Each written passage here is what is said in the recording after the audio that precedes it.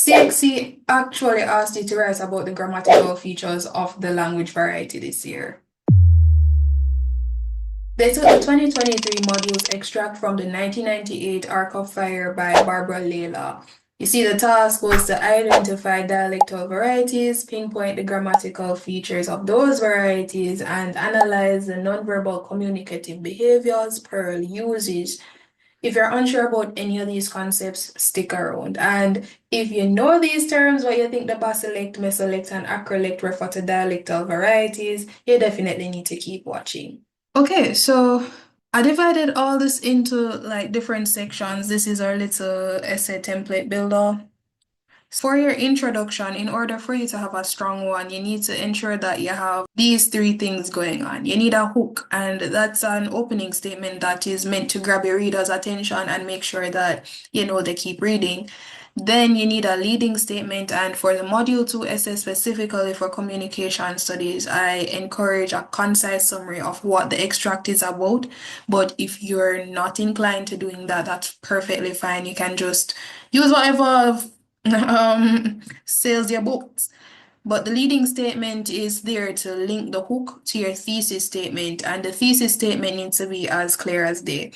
It needs to be a clear, concise sentence that presents what your essay is about. So after reading that, we now have to ask Chris what you're going to write about. Okay? For my first line, which is my hook, I usually go for this. The extract is a snippet from Barbara Layla's novel Arc of Fire. All right. Nothing too fancy. It just piques a bit of curiosity, I think. Maybe not. Maybe no one cares. But the idea is what's Arc of Fire and who is Barbara Layla?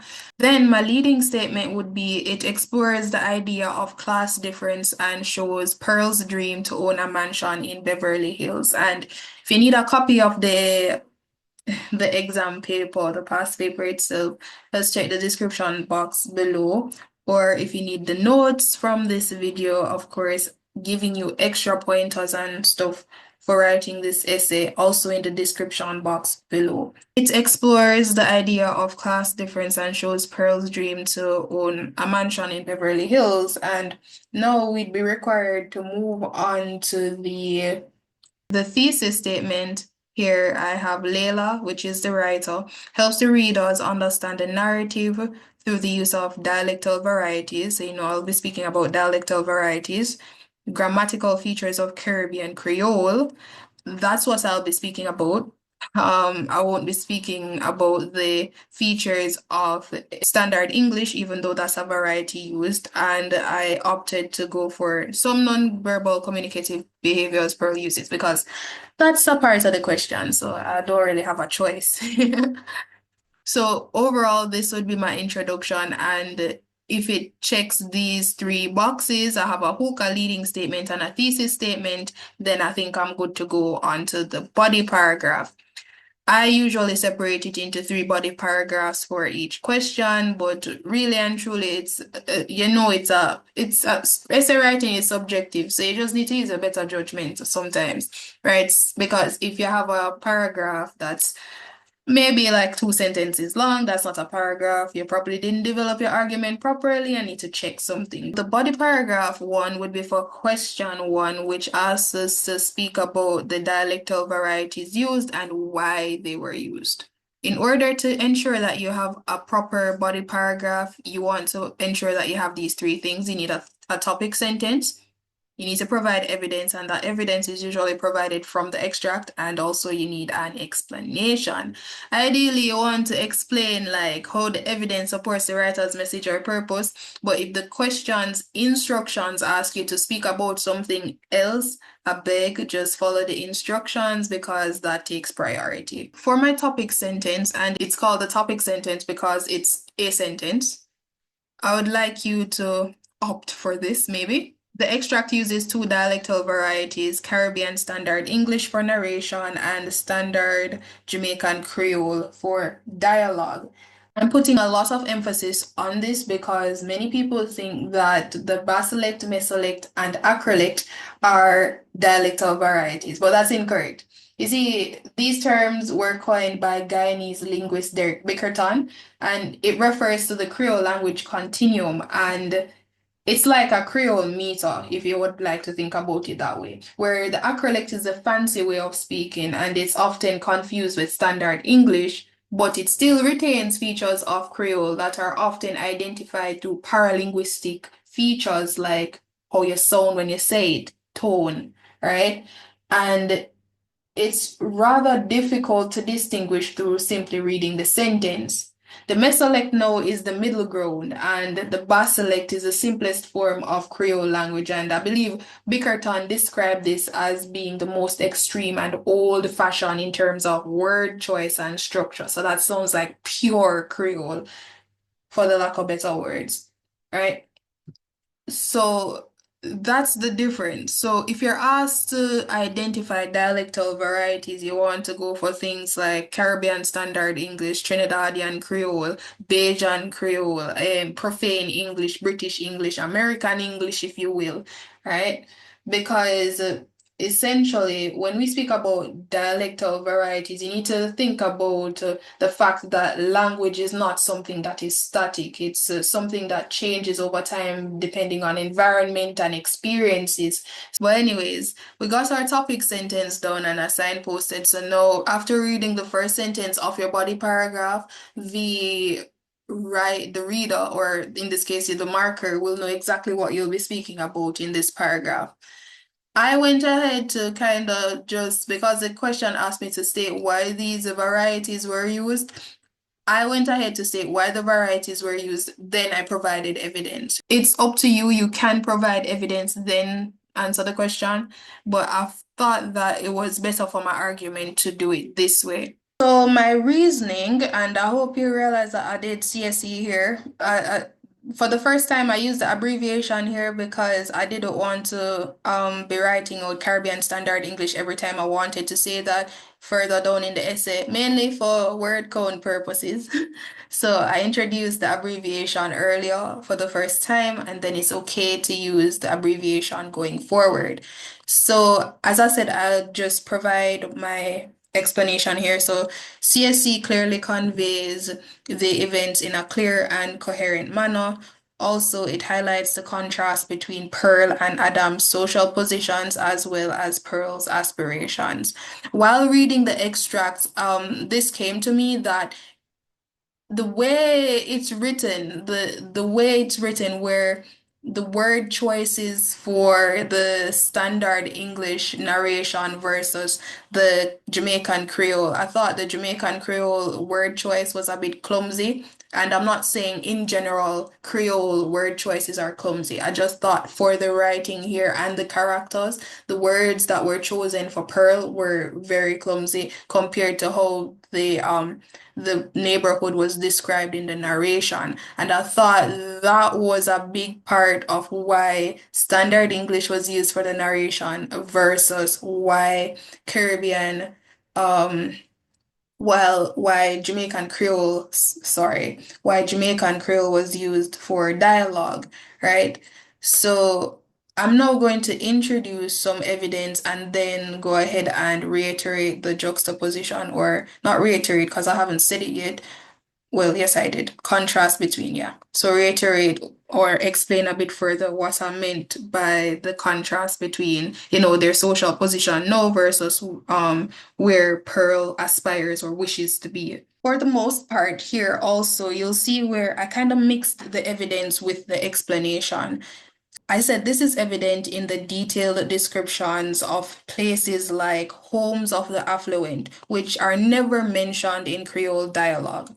To further show the divide, the narration describes the Cohan house on Oxford Close as ancient to Pearl, implying it is more sophisticated than she is used to. In contrast, the Creole dialogue focuses on the house's cost, with Pearl's husband suggesting they can't afford them. A stark contrast is also drawn between the elegant narrative description, plumes of deep pink bougainvillea cascading, and Pearl's clumsy remark about the house being a top-heavy thing. This further reiterates the clear division in class between the neighborhood and Pearl. So here, I think I've sufficiently explained why the narration uses standard English versus why dialogue was predominantly in Creole. Now, for body paragraph two, I opted to answer question two, and that was for the features of the language variety used, right?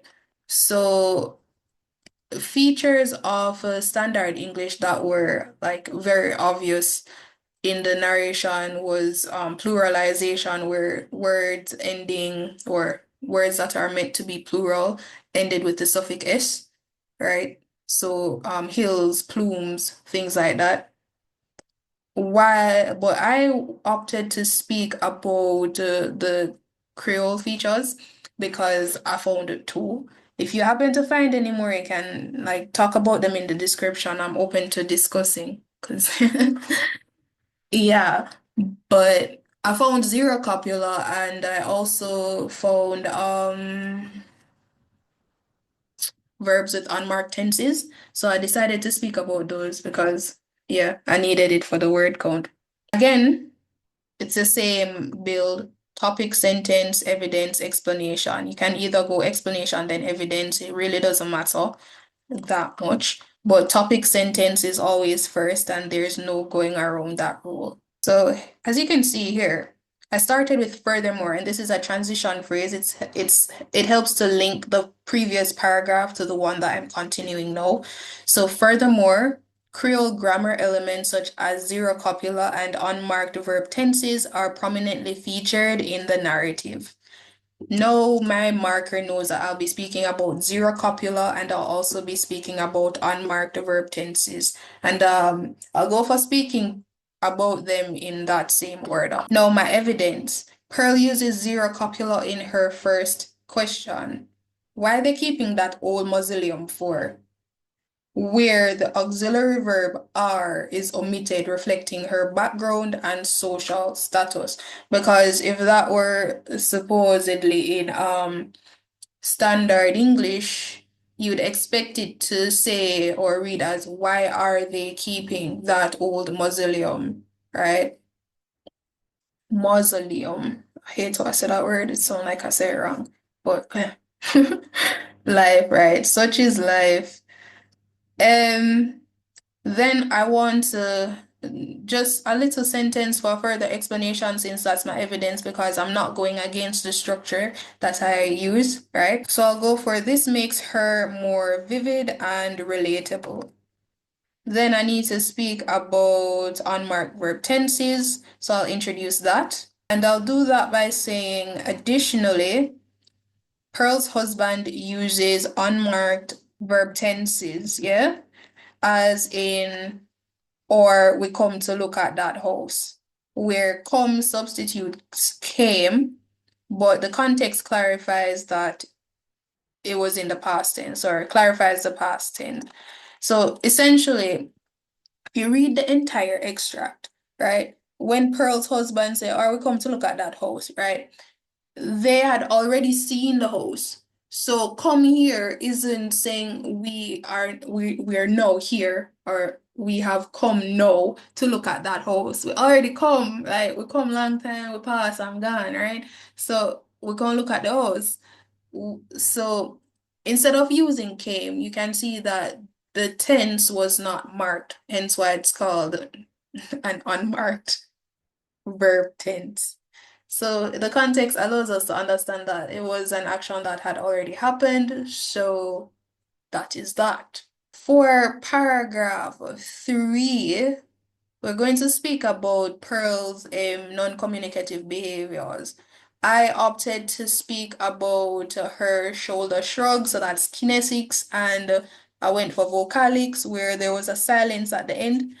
I thought that was interesting, and I think I would have had like a really strong point in that regard. So again, we're not going against our little structure. We have to begin with a topic sentence, provide evidence and an explanation. So, for the topic sentence, Pearl uses kinesics and vocalics as non-verbal communicative behaviors, and we're going for that. Now, evidence, and I also copied over my explanation. So when questioning why the old mausoleum is being kept, she shrugs, simply or possibly signaling uncertainty. Her second shoulder shrug paired with, oh, forget it, after her husband's silence on the house prices conveys indifference and perhaps loss of the hope that she initially had. While reading, and I beg, if you haven't read the extract yet, I beg, go read it, or you won't know what I'm talking about. So, when she, imagine like you driving through a place and you say, why you think they're keeping that, why you think they keep that dog, right? And shrugging your shoulder. That's because you don't know why they're keeping the dog, right? But the second time, like she'd been asking, hey, you know how much the dog cost? How much you think that dog cost, right? And the person you're asking really just ain't bringing you come and them not bring you go, right? They're not answering you. The second shoulder shrug there when you say, sure, forget it, right? It's more of annoyance and like, hey, I ain't getting that dog. I'm not getting that dog, so I can stop asking about that dog. So that's what I got from reading that. So then my explanation was this contrast reinforces a theme of juxtaposition in the narrative because at first the first shoulder shrug was peak curiosity. I want to know how much that house costs. How much you think the house costs? You think we can buy that house? Those are curious questions and one questions that link to yearning and longing. But usually by the time you say, oh, yo, forget that. Forget it, right? You no longer see the dream, right? You cannot see yourself in the house again because you say forget it. So that's a contrast from where we are now to where we want to be, or between where we are now and where we want to be. It's just far reaching. So that's what I mean by the juxtaposition in the narrative. And it further shows that. The second communicative behavior, I think, yeah, I said vocalics. And again, I just brought over the whole thing because it makes it easier. So we're starting here at moreover at the end. So moreover at the end, Pearl's silence conveys multiple emotions such as remorse for tricking her husband into driving through Beverly Hills, or even shame for being caught realizing her childish games were unnecessary. Again, if you don't read the thing, may I say this for the last time, if you don't read the extract, I beg, go read it because she actually tricked her husband into going up to Beverly Hills. So again, multiple emotions. The silence could have multiple meanings. She either like feel bad for tricking her husband, or she just shame a killer cause she get catch. And this is evident from the beginning of the extract where her first instinct is to manipulate Adam, with the narration describing her thinking about how to get Adam to the house and convince him he had discovered it for himself. So that's my third body paragraph. And for the conclusion is just it restates a thesis, it summarizes your main points and offers a final closing argument or thought. And don't mind these. I adjusted the paragraphs a bit from the standard that I used as a base template because I needed more in the body. So for the conclusion, said all in all, Layla uses both Caribbean Standard English and Standard Jamaican Creole in the narrative. Furthermore, Layla employs features of Creole grammar such as zero copula and unmarked verb tenses. I wrote this so many times to develop the characters' identities and make the narrative more believable. Finally, nonverbal communicative techniques such as shrugging her shoulders and the silence at the end, at the end help the reader understand Pearl as an individual. So yeah. Now, if you're up for it and you want to try writing the essay, can copy, right? Well, if you click submit, it would have been on the other page, but you'll see it, no worries. And put that into the exam, the assignment submission form. This is all free. All you need to do is sign up an account on my website, and I'll check it and offer you feedback. But this is my full essay, yeah? I don't need to read it over. Again, the full essay, everything is in the description box below and also here. They're all here. Anyways, I'll submit that. And yeah, thank you for watching. I've seen your comments about the 2022 essay. I'll also get to the 2024, but I beg, please give me some time.